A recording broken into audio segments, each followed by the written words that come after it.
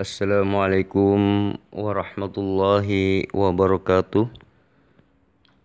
Wassalatu wassalamu ala asrafil anbiya'i wal mursalin Sayyidina wa habibina wa syafi'ina wa qurrati a'yunina la nabiyya ba'dah. Allahumma salli ala Sayyidina Muhammad wa ala alihi wa sahbihi ajma'in. Rabbi israh li sadri wa yassir li amri wa hlul 'uqdatam min lisani yafqahu qawli, amma ba'du. Para sahabat sekalian, kali ini saya akan menginformasikan sedikit sejarah tentang penggerogotan orang-orang Quraisy dan sekutu-sekutunya. Nah, pada video sebelumnya saya sudah memberikan sebuah video tentang penggerogotan orang-orang munafik dan Yahudi. Nah, kali ini saya akan menginformasikan bagaimana rongrongan orang-orang Quraisy dan sekutu-sekutunya terhadap kaum muslimin.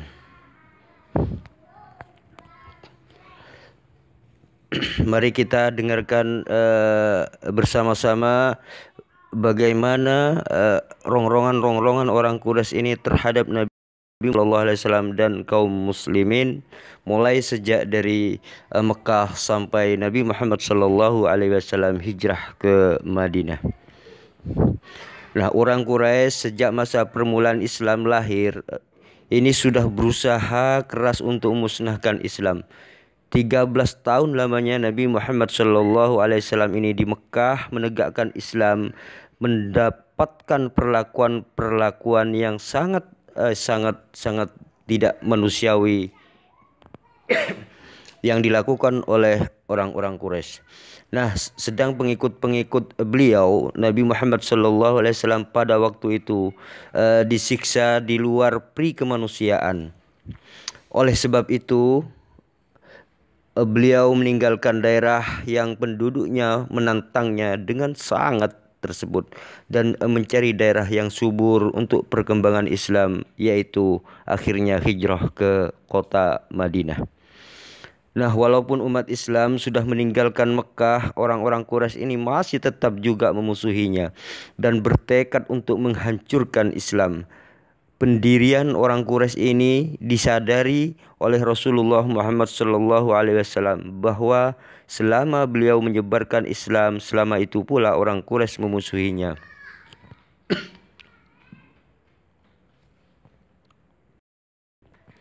Segala harta milik orang-orang Islam yang ditinggalkan di Mekah semuanya disita oleh orang-orang Quraisy dan mereka bagi-bagikan sebagai harta rampasan. Nabi Muhammad Sallallahu Alaihi Wasallam bukanlah hanya sebagai orang pemimpin agama saja yang setiap waktu memberikan wejangan-wejangan dan pelajaran-pelajaran kepada pengikutnya. Akan tetapi beliau pun juga seorang pemimpin dari satu masyarakat yang sedang membangun suatu negara yang sedang berjuang untuk menegakkan keadilan dan kebenaran yang hakiki. Oleh karena itu beliau pun mempunyai kewajiban pula membela masyarakat itu dari setiap orang-orang yang membahayakan. Nah, untuk tugas ini Allah Subhanahu wa taala menurunkan ayat yang mengizinkan kepada Nabi Muhammad Sallallahu Alaihi Wasallam dan umatnya, yaitu mengangkat senjata guna membela diri. Firman Allah Subhanahu wa taala di dalam Al-Qur'an surat Al-Hajj ayat 39 sampai 40 yang berbunyi, "Udzina lilladzina yuqataluna bi annahum zalimu wa innallaha 'ala nasrihim laqadir. Alladzina ukhriju min diyarihim bighairi haqqin illa ayyaqulu rabbunallah." Diizinkan berperang kepada mereka yang diperangi karena mereka sesungguhnya dianiaya dan sesungguhnya Allah Maha Kuasa menolong mereka, yaitu orang-orang yang diusir keluar dari kampungnya tanpa suatu alasan yang patut, kecuali karena mereka berkata, Tuhan kami ialah Allah. Ayat inilah yang pertama kali mengenai peperangan. Dengan turunnya ayat tersebut di atas, Rasulullah Shallallahu Alaihi Wasallam lalu membentuk pasukan-pasukan tentara yang berkewajiban pertama-tama untuk berjaga-jaga di luar kota Madinah terhadap serangan mendadak yang mungkin dilakukan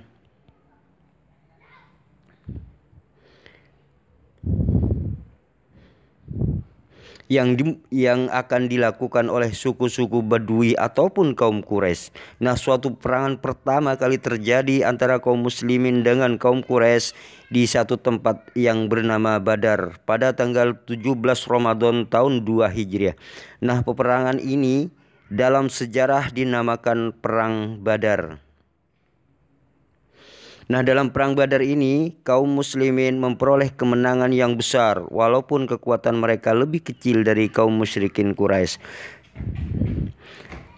Al-Quran menamakan peperangan ini dengan Yaumul Furqan, yang berarti hari memisahkan antara yang hak dengan yang batil. Nah, peperangan inilah yang menentukan jalannya sejarah perkembangan agama Islam. Nah, sekiranya umat Islam kalah dalam peperangan ini, maka lenyaplah Islam untuk selama-lamanya. Nah, kedudukan umat Islam sesudah peperangan ini menjadi kuat dan kokoh. Orang Yahudi sesudah mendengar kemenangan kaum muslimin ini merasa kecewa dan geram, oleh sebab itu mulailah mereka membuat huru-hara dan keonaran dalam kota Madinah dan berusaha masuk dan berusaha merusak umat Islam dari belakang, sebagaimana telah dikemukakan saya pada waktu pembicaraan di video yang telah lalu. Nah, orang Quraisy ini kemudian merasakan kekalahan perang Badar itu sebagai suatu pukulan yang besar atas mereka. Karena itu mereka bertekad untuk mengadakan pembalasan. Maka disiapkannyalah perbekalan yang cukup dan tentara dengan senjata yang lengkap berjumlah tidak kurang dari 3.000 orang. Turut pula membantu orang-orang Quraisy ini beberapa kabilah Arab lain seperti Arab Kinanah dan Tihamah. Pada pertengahan bulan Sya'ban tahun 3 Hijriah berangkatlah pasukan kaum musyrikin ini menuju Madinah. Nah, setelah Nabi mendengar gerakan musuh ini, beliau pun keluar kota Madinah dengan kekuatan cuman 1.000 orang tentara untuk menyongsong musuh yang menyerang. Tetapi baru saja beliau berangkat, keluarlah dari barisan segolongan kaum munafik yang dipimpin oleh Abdullah bin Ubay yang jumlahnya hampir sepertiga dari barisan itu. Laskar yang masih setia kepada Nabi terus berangkat bersama Nabi Muhammad sallallahu alaihi wasallam. Nah, setelah di kaki Gunung Uhud yang terletak di sebelah utara Madinah, bertemulah kedua pasukan yang bermusuhan itu. Mula-mula kaum muslimin menguasai jalan pertempuran itu, akan tetapi karena ada di antara mereka yang tidak disiplin, maka berubahlah keadaannya. Umat Islam terdesak dan menderita kerugian yang tidak sedikit. Nah, pahlawan Islam seperti Hamzah paman Nabi juga gugur dalam pertempuran ini, sedangkan Nabi sendiri mendapat luka-luka. Nah, dalam peperangan ini dari kaum muslimin gugur sebagai syuhada, yaitu 70 orang. Peperangan ini dalam sejarah disebut Perang Uhud karena terjadinya di kaki Gunung Uhud.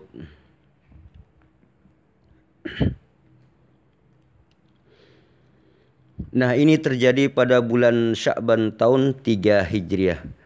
Nah, kemudian kaum muslimin mendapat pengalaman yang tidak sedikit dari peperangan Uhud ini. Walaupun mereka pada akhirnya menderita kekalahan, mereka berusaha untuk mendapatkan kembali kedudukan mereka semula.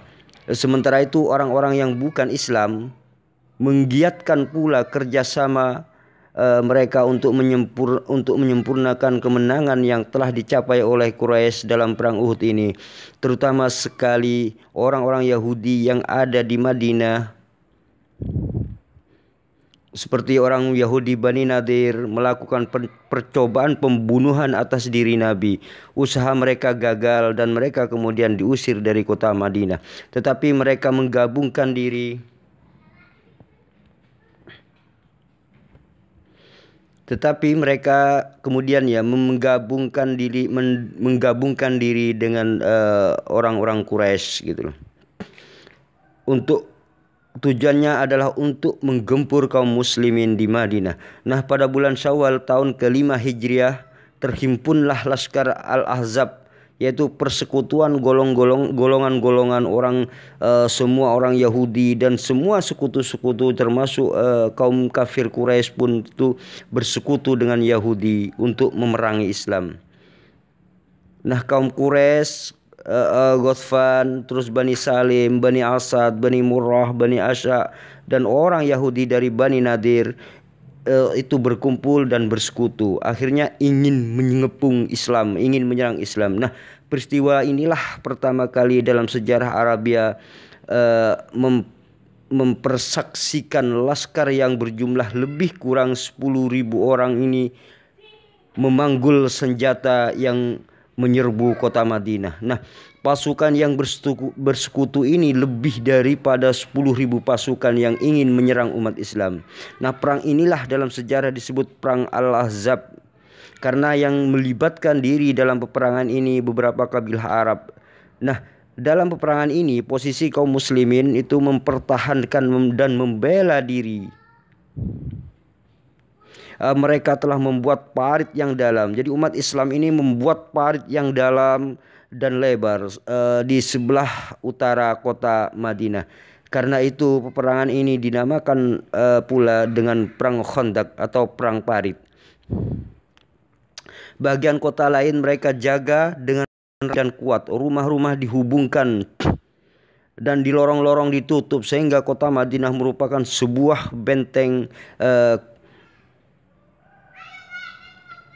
ketika tentara Al-Ahzab, ketika tentara yang musuh Islam ini tiba di pinggir kota Madinah, mereka tak dapat menyeberangi parit karena selalu dihujani anak panah oleh kaum muslimin.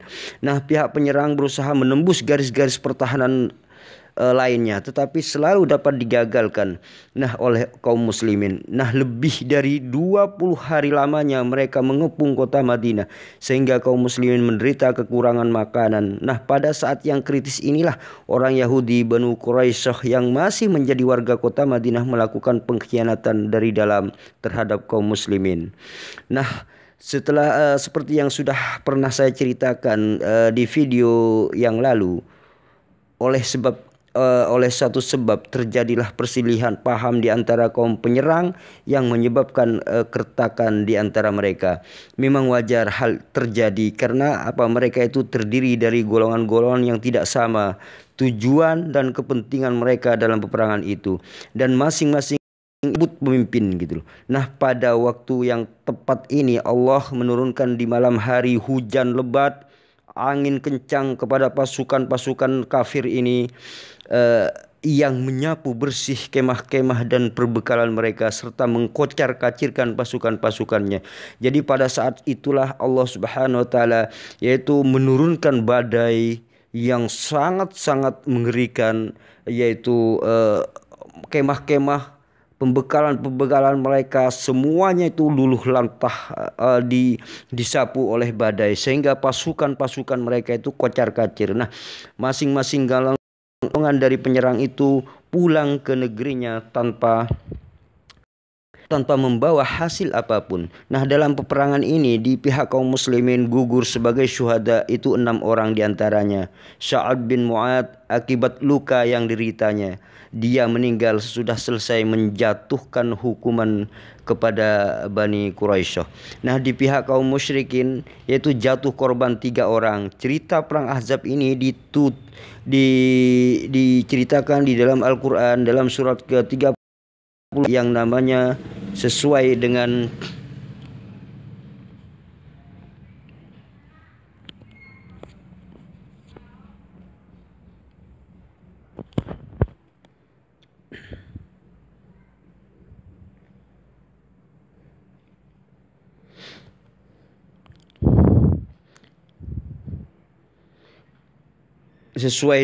apa ya namanya tadi, sampai mana ya, lupa ya. Yaitu di peperangan ini diceritakan di dalam Al-Qur'an di surat yang ke-33, yaitu peperangan surat yang ke Al-Ahzab kalau nggak salah ya. Sesudah peperangan ini masuklah ke dalam agama Islam dua orang pemimpin yang gagah perwira dari Quraisy ini masuk Islam, yaitu Amr bin As As-Sahmi dan Khalid bin Walid Al-Makhzumi. Nah, setelah peristiwa perang ini maka masuklah tentara-tentara seorang tokoh atau pemimpin-pemimpin kaum kafir ini kemudian mengucapkan dua kalimat syahadat, yaitu memeluk Islam. Nah, peristiwa ini pertanda bahwa perang akan berakhir antara Quraisy dengan kaum muslimin karena pemimpin mereka sudah memeluk agama Islam. Nah, setelah ini maka kemudian tak akan terjadi lagi peperangan antara dua pihak. Jadi semenjak Khalid bin Walid dan pemimpin mereka yang paling tangguh ini memeluk agama Islam, maka tidak ada lagi peperangan antara kaum muslimin dengan pihak orang-orang Quraisy. Karena karena orang-orang Quraisy, pemimpin yang tangguh dari Quraisy sudah memeluk agama Islam. Nah, pada tahun ke-6 Hijriah, Nabi Muhammad sallallahu alaihi wasallam beserta dengan pengikut-pengikutnya amat rindu kepada Baitullah. Nah, dan mereka ingin ziarah ke Mekah, mengunjungi sanak famili dan kampung halaman yang sudah lama ditinggalkan. Nah, pada bulan Zulqaidah tahun itu berangkatlah beliau dan pengikut-pengikutnya yang berjumlah tidak lebih dari 1.000 orang menuju Mekah. Yang berjumlah sekitar 1.000 orang menuju Mekah. Itu terjadi pada tahun ke-6 Hijriah. Nah, dengan niat semata-mata melakukan umroh dan haji untuk menghilangkan persangkaan yang bukan dari pihak Quraisy, maka kaum muslimin memakai pakaian ihram dan membawa hewan-hewan untuk disembelih hadiah di Mina. Mereka tidak memanggul senjata. Mereka itu tidak membawa senjata, hanya membawa pedang dalam sarungnya. Yaitu seperti kebiasaan orang-orang Arab yang tidak bisa lepas dari pedang gitu. Maka menjaga diri dalam perjalanan. Pedang itu hanya untuk menjaga-jaga diri dalam perjalanan. Nah, setelah sampai ke suatu tempat yang bernama Hudaybiyah, Rasulullah Shallallahu Alaihi Wasallam berhenti bersama kaum muslimin lainnya. Disinilah Nabi bermusyawarah dengan para sahabat-sahabatnya untuk menentukan langkah-langkah selanjutnya. Akhirnya Nabi mengutus Utsman bin Affan kepada kaum Quraisy untuk mengadakan pembicaraan dengan kaum Quraisy serta menjelaskan maksud kaum muslimin mendatangi kota Mekah. Nah, kemudian Sayyidina Utsman ini ditahan oleh orang-orang Quraisy dan kemudian terdengar desas-desus bahwa Sayyidina Utsman ini dibunuh. Nah, mendengar berita itu Rasulullah sallallahu alaihi wasallam mengadakan bai'atur ridwan dengan sahabat-sahabatnya, yaitu baiat untuk berperang mati-matian sampai tercapai kemenangan. Nah, berita itu ternyata tidak benar karena Utsman kembali dan beliau berhasil melunakkan hati kaum Quraisy. Nah, sesudah ini datanglah utusan Quraisy Suhail bin Amr Amiri menjumpai Nabi untuk mengadakan perundingan. Dalam perundingan ini tercapai persetujuan damai yang dalam sejarah terkenal Sulhul Hudaybiyah, yaitu perdamaian Hudaybiyah.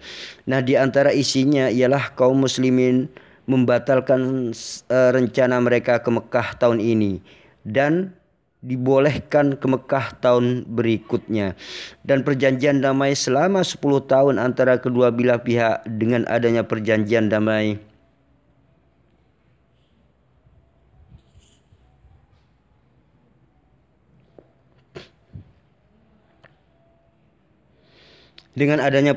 damai ini kaum muslimin berkesempatan mengkonsolidasikan masyarakat mereka. Nabi Muhammad SAW mulai menyebarkan Islam kepada kabilah-kabilah Arab lainnya, dan banyak pula di antara mereka akhirnya memeluk agama Islam. Nah, kemudian beliau mengirim surat-surat dibawa oleh utusan-utusannya kepada kaisar-kaisar dan raja-raja, di antaranya yaitu Khusro Parviz, Kisra dan Persia, dan kepada Heraklius juga Nabi Rasulullah SAW mengirimkan sebuah surat, yaitu Heraklius ini adalah kaisar Romawi, yang maksudnya agar kaisar dan raja-raja tersebut masuk agama Islam. Nah, seorang utusan lain telah dikirimkan pula kemudian kepada Amir Ghazan, pangeran di bawah Heraklius, tempatnya ini tinggal di Busra, yaitu dekat Damaskus sana. Utusan Nabi Muhammad SAW ini ditolak secara kasar oleh Raja Romawi ini. Dan kemudian utusan dari Rasulullah SAW ini dibunuh oleh kepala suku orang Ghassan yang di bawah pimpinan orang-orang Romawi. Nah, utusan Rasulullah SAW yang mengirim surat kepada beliau, maka itu dibunuh secara tidak terhormat, secara keji oleh orang-orang Heraklius, pemimpin orang-orang Romawi ini. Dia itu membunuh utusan-utusan yang diutus oleh Rasulullah SAW. Maka perbuatan yang melanggar adat internasional ini menyebabkan timbulnya peperangan dan konfliknya antara pasukan Islam dengan pasukan Romawi. Nah, karena utusan Rasulullah yang memberikan surat kepada Romawi ini dibunuh oleh orang-orang Romawi, maka kemudian terjadilah konflik antara kaum muslimin dengan orang-orang Romawi. Kemudian Nabi Muhammad SAW mengirim satu pasukan yang terdiri dari 3.000 orang, dipimpin oleh Zaid bin Harithah. Nah, tentara Romawi yang berada di Syria yang jumlahnya mencapai 100.000 orang itu, setelah mendengar gerakan tentara Islam itu, segera menyongsong mereka di suatu tempat yang bernama Mu'tah. Bertemulah kedua pasukan itu. Peristiwa ini terjadi pada tahun ke-8 Hijriah. Nah, perang Mu'tah ini, yaitu pasukan Romawi ini berjumlah 100.000 orang, sedangkan pasukan Islam cuman jumlahnya 3.000 orang. Nah, yang dalam sejarah ini disebut dengan perang Mu'tah. Karena kekuatan musuh terlalu besar, maka tentara Islam mengundurkan diri dari medan perang. Gugur dalam peperangan ini Zaid bin Harithah, Ja'far bin Abi Thalib, dan Abdullah bin Rawaha. Nah, tentara yang masih tinggal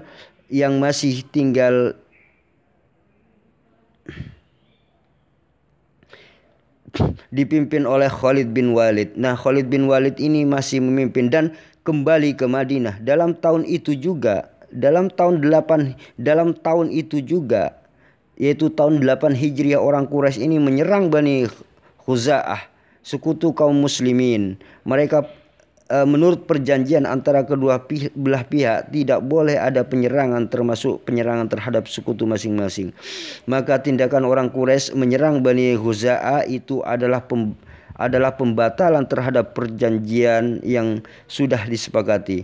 Nah, memerangi sekutu kaum muslimin sama dengan memerangi kaum muslimin sendiri. Nah, pada tanggal 10 bulan Ramadan 8 Hijriah berangkatlah Rasulullah SAW dengan 10.000 orang laki-laki, yaitu menuju Mekah. Orang Quraisy mendengar berita pasukan besar yang dipimpin Nabi Muhammad SAW menjadi gemetar ketakutan dan putus asa. Akhirnya Abu Sufyan, pemimpin Quraisy, pergi menemui Nabi Muhammad SAW di luar kota Mekah untuk menyerah dan menyatakan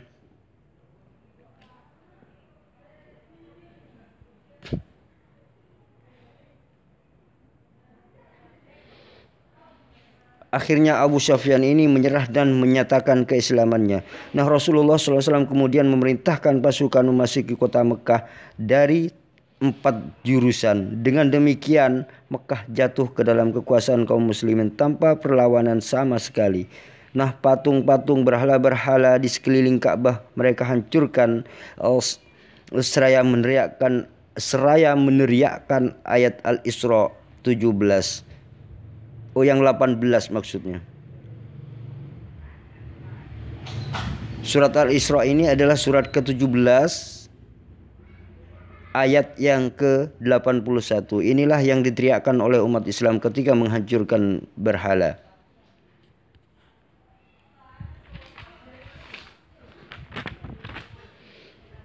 Ayat ini yang berbunyi Bismillahirrahmanirrahim. Ja'al haqq wa zahaqal batil innal batila kana zahuqa. Al-ayah. Telah datang kebenaran dan telah lenyap kebatilan. Sesungguhnya kebatilan itu pasti lenyap. Itulah ayat-ayat yang diteriakkan oleh kaum muslimin ketika menghancurkan berhala-berhala di Ka'bah.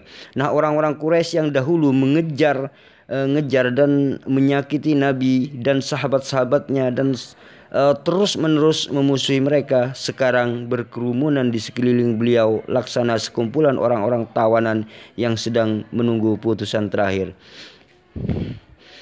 Nabi Muhammad SAW berkata kepada bekas musuh-musuhnya itu,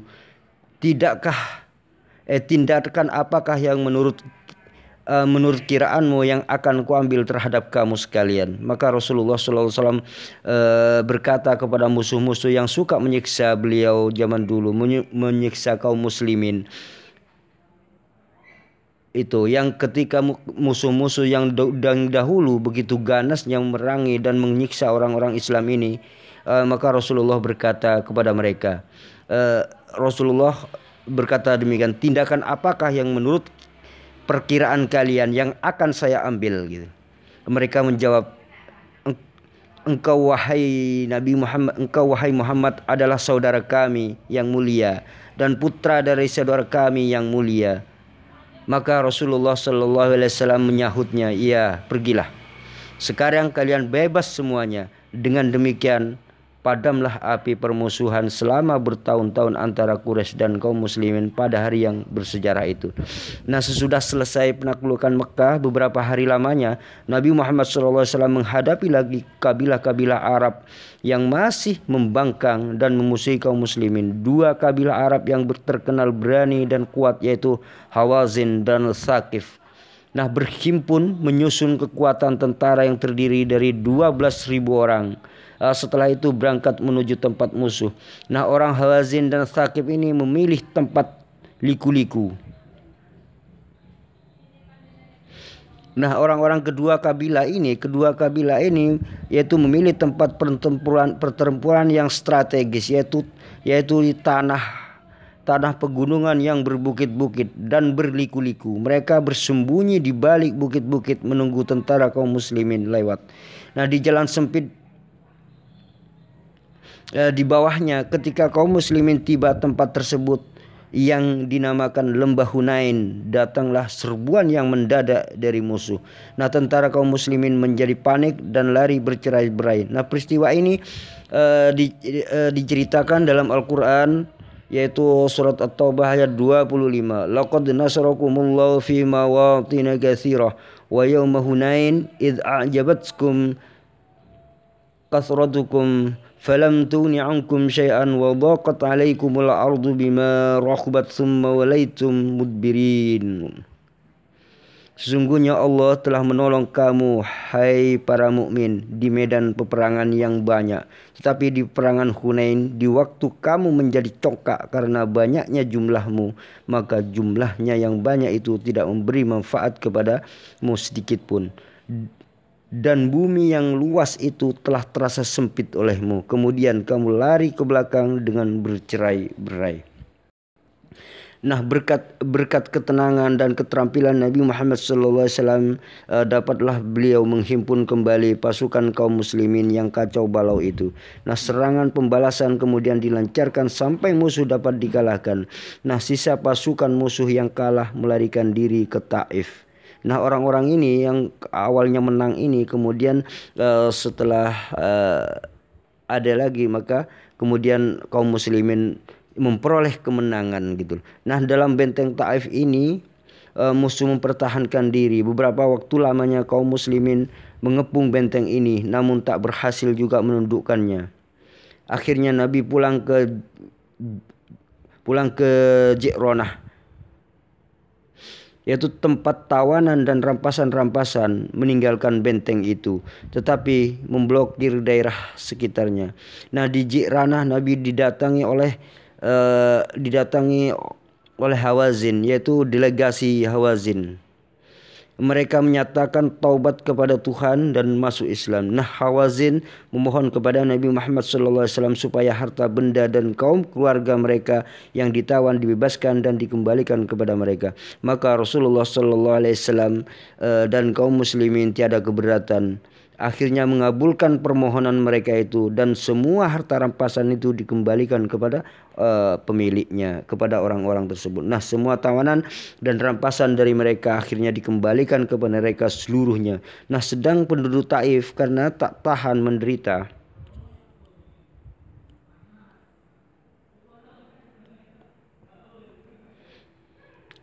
akibat blokade kaum muslimin, akhirnya mereka mengirimkan delegasi kepada Rasulullah SAW untuk menyampaikan keinginan mereka, yaitu menganut agama Islam. Dengan demikian berakhirlah peperangan kabilah Tsaqif itu. Karena apa? Karena mereka dan pemimpin-pemimpinnya semua mulai memasuki agama Islam. Masuk agama Islam. Nah, pada tahun ke-9 Hijriah, Nabi Muhammad SAW mempersiapkan pasukan untuk menghadapi tentara Romawi. Karena tentara Romawi telah membunuh utusan Rasulullah SAW ketika dikirim kepada orang Romawi yang pasukannya sangat kuat ini. Maka Rasulullah SAW akhirnya mempersiapkan pasukan untuk menghadapi tentara Romawi, yaitu di sebelah utara. Banyak kesulitan yang dihadapi Nabi ketika menyusun tentara, karena mulai datangnya musim panas, dan di Madinah kebetulan waktu itu sedang musim panen. Dan lagi medan perang yang dituju itu amat jauh, karena perjalanan dari Madinah sampai ke Basrah itu ya lumayan sangat jauh sekali. Untuk itulah maka bekal atau lawan yang akan dihadapinya pun itu bukan sembarangan, yaitu tentara-tentara Romawi yang terkenal kuat dan terlatih gitu loh. Nah, pasukan Romawi ini sangat kuat dan terlatih, dan memang perjalanan dari Madinah ke Basra itu ke tempat tentara Romawi, ke benteng-benteng Romawi ini sangat jauh. Nah, perang ini diakibatkan karena utusan Rasulullah itu dibunuh oleh orang-orang pasukan Romawi gitu loh. Oleh pembesar Romawi ini, utusan Rasulullah ini dibunuh oleh mereka. Nah, kemudian di samping itu ada segolongan umat Islam, yaitu orang munafik yang tidak mau memenuhi perintah Nabi Muhammad SAW sebagai yang dicantum dalam Al-Quran surat At-Taubah ayat 38. Dan juga di dalam, yaitu orang-orang munafik ini mendapat kesempatan untuk melemahkan iman orang-orang Islam. Nah, inilah kesempatan orang-orang munafik untuk melemahkan orang Islam. Maka orang-orang munafik ini selalu menghasut umat Islam. Akan tetapi pahlawan-pahlawan Islam yang jiwa mereka sudah pasrah kepada Allah Subhanahu wa taala senantiasa siap sedia memanggul senjata, mentaati perintah Allah dan Rasulnya. Rasulullah SAW telah berhasil membentuk tentara yang dinamakan Jaizul Usrah, yaitu laskar, namanya adalah laskar saat kesulitan. Nah, pasukan Islam ini kemudian meninggalkan Madinah menuju utara. Orang-orang Romawi yang semula mau menyerang amat terkejut menyaksikan bala tentara Islam itu dalam jumlah yang besar dan dipimpin oleh Nabi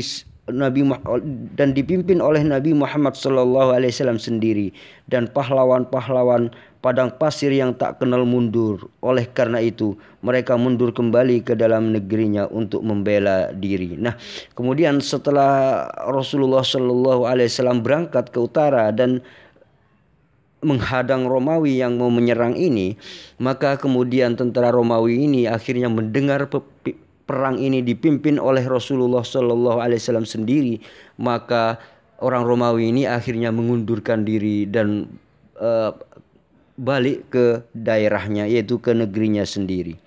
Nah, Laskar Islam tidaklah mengejar mereka, tetapi berkemah di suatu tempat yang bernama Tabuk. Karenanya peperangan ini dinamakan Perang Tabuk. Dari tempat inilah Nabi mengirim pasukan-pasukan kepada kabilah-kabilah Arab yang tinggal di tapal batas tanah Arabia dengan Syam untuk mengadakan perjanjian-perjanjian dengan kaum muslimin. Nah, sesudah 10 malam lebih berkemah di Tabuk, Nabi pun beserta pengikut-pengikutnya kembali pulang ke Madinah. Dengan demikian selesailah peperangan Tabuk, dan peperangan inilah yang paling terakhir diikuti oleh Rasulullah Shallallahu Alaihi Wasallam. Akhirnya orang-orang Romawi ini ketakutan dengan pasukan Rasulullah Shallallahu Alaihi Wasallam, pasukan Islam. Karena apa? Karena yang memimpin pasukan Islam adalah Rasulullah Shallallahu Alaihi Wasallam sendiri. Untuk itulah pasukan Romawi ini akhirnya melarikan diri ke negaranya. Karena memang terkenal pasukan padang pasir ini tidak kenal mundur, tidak akan pernah menyerah. Untuk itulah kemudian tentara Romawi ini lari terbirit-birit ke daerahnya setelah mendengar bahwa Rasulullah Shallallahu Alaihi Wasallam diri yang memimpin peperangan tersebut. Nah, sesudah kota Mekah ini ditaklukkan, peperangan Tabuk telah selesai. Rasulullah Shallallahu Alaihi Wasallam tidak lagi menghadapi tugas-tugas berat. Dan dalam tahun ke-9 Hijrah ini, Nabi Shallallahu Alaihi Wasallam menerima utusan-utusan atau kabilah-kabilah Arab dari segala penjuru yang datang berduyun-duyun menghadap Rasulullah Shallallahu Alaihi Wasallam. Mereka menyatakan bahwa suku mereka menjadi pemeluk agama Islam. Peristiwa yang menggembirakan ini diceritakan dalam Al-Quran An-Nasr ayat yang ke-1 sampai 3. Idza jaa nasrullah wal fath wa ra'aitan nasa yadkhuluna fi dinillahi afwaja fasabbih bihamdi rabbika wastaghfir innahu kana tawwaba. Apabila pertolongan Allah dan kemenangan itu telah datang dan telah kamu lihat manusia dengan berduyun-duyun memasuki agama Islam, maka bertasbihlah memuji Tuhanmu dan meminta ampunan kepadanya. Sesungguhnya Allah itu penerima taubat. Nah, jatuhnya Mekah dan Baitullah ke dalam kekuasaan Islam serta masuknya orang-orang Quraisy ke dalam agama Islam itu mempengaruhi pendirian dan sikap orang Badui terhadap agama Islam. Menurut anggapan mereka, tidaklah dapat menguasai Baitullah yang suci itu kecuali dengan pertolongan Allah yang Maha Kuasa yang disembah oleh masing-masing mereka. Oleh sebab itu mereka yakin bahwa di samping kaum muslimin ada kekuatan yang menolongnya, yaitu Allah Subhanahu wa taala. Demikianlah agama Islam telah dapat merata ke seluruh jazirah Arab.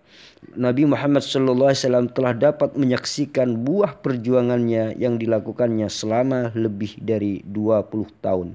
Nah, bangsa Arab yang tadinya hidup berpecah belah dan saling bermusuhan, kini setelah adanya Islam itu bersatu di bawah satu pemimpin dan bernaung di bawah satu panji, yaitu panji Islam, dengan kalimat asyhadu an la ilaha illallah wa asyhadu anna muhammadar rasulullah. Nah, perang Tabuk inilah terakhir yang diikuti oleh Rasulullah sallallahu alaihi wasallam. Nah, setelah itu Rasulullah sallallahu alaihi wasallam tidak lagi melakukan peperangan.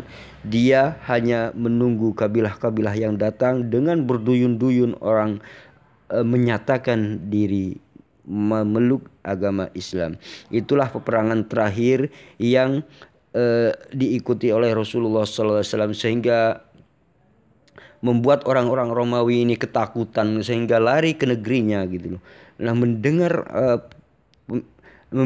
mendengar pasukan Arab, pasukan padang pasir ini, ketika mendengar pemimpinnya adalah Rasulullah Shallallahu Alaihi Wasallam sendiri, maka tentara Romawi ini akhirnya melarikan diri, lari terbirit-birit ke negaranya karena takut. Maka umat Islam tidak mengejar mereka, itu membiarkan mereka karena mereka sudah tidak melawan. Di dalam ajaran Islam, orang yang ketika lemah, ketika dia itu tidak berdaya, maka dilarang disakiti, walaupun itu dalam hukum peperangan gitu. Nah, setelah tentara Romawi ini lari terbirit-birit, maka umat Islam membiarkan mereka, tidak mengejarnya. Nah, inilah salah satu aturan di dalam ajaran Islam tentang peperangan. Tidak boleh membunuh atau melakukan sesuatu hal-hal ketika musuh tidak berdaya. Sungguh mulia ajaran Rasulullah Shallallahu Alaihi Wasallam. Itulah tugas Nabi Muhammad Shallallahu Alaihi Wasallam ini dalam tidak lagi berperang. Beliau hanya menerima kabilah-kabilah, golongan-golongan yang kemudian menyatakan diri memeluk agama Islam. Nah, setelah tugas Nabi Muhammad SAW, yakni tidak mengikuti peperangan lagi, ketika para utusan kabilah-kabilah Arab datang menghadap Nabi untuk menjadi pemeluk agama Islam, kemudian disusul dengan turunnya ayat 110, yaitu An-Nas, yang menggambarkan kedatangan utusan-utusan itu serta menyuruh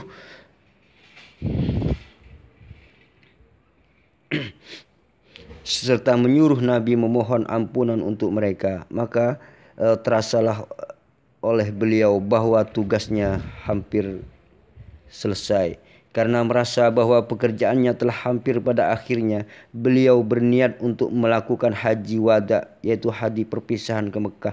Pada tanggal 25 Dzulqa'dah tahun ke-10 Hijriah, Rasulullah SAW meninggalkan Madinah menuju Mekah dengan kaum muslimin yang ikut mengerjakan haji, yaitu kira-kira 100.000 orang. Kira-kira 100.000 orang. Nah, sebelum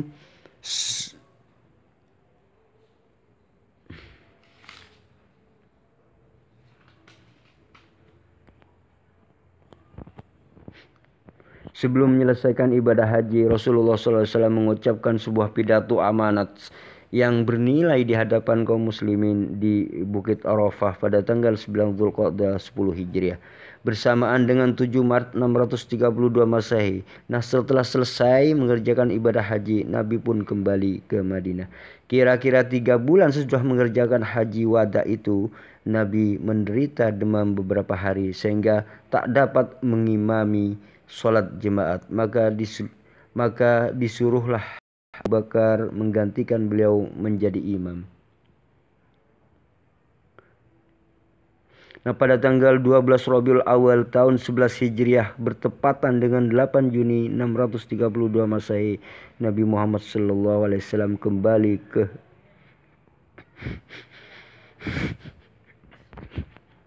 kembali ke hadrat Allah Subhanahu wa taala dalam usia 63 tahun. Ya Allah. 23 tahun lamanya sejak beliau diangkat menjadi Rasul Allah, berjuang tak mengenal lelah dan derita, tak mengenal derita dan tak mengenal lelah untuk menegakkan agama Allah, agama Islam. Nabi Muhammad SAW telah wafat, telah meninggal. Umatnya tak ada harta benda yang berarti yang akan diwariskan kepada anak istrinya, tetapi beliau meninggalkan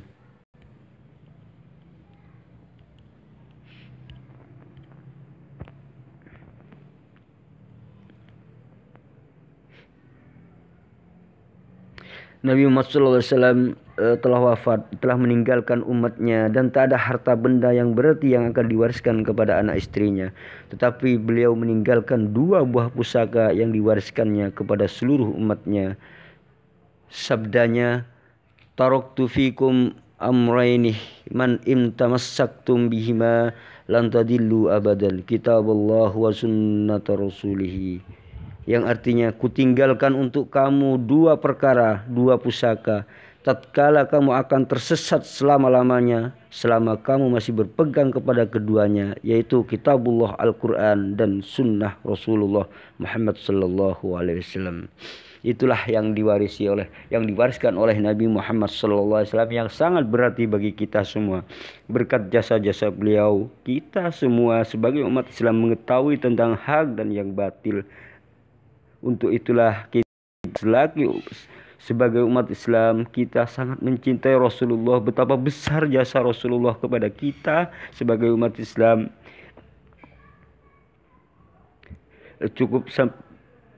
Cukup sampai di sini saja. Terima kasih atas